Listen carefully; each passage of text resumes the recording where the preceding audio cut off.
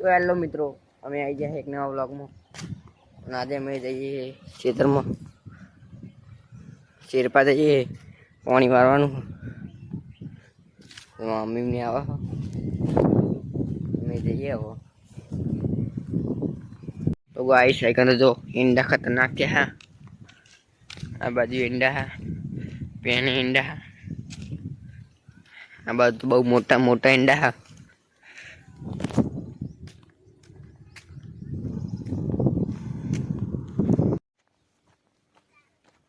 तो अम्मी बहु आको नहीं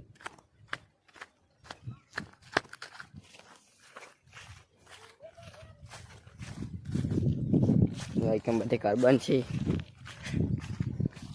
फार्म हाउस 72 वीघा है। कन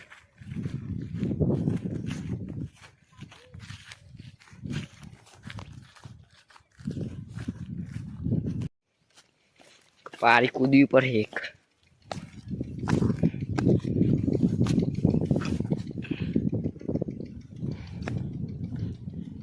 जो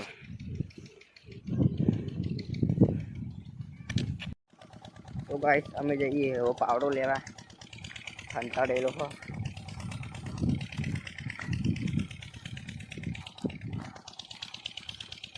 पानी बंद थई गयो आए रे पण।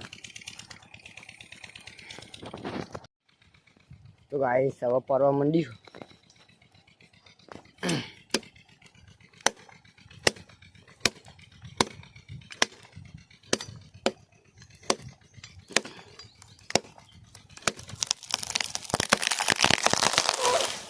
कड़ी जो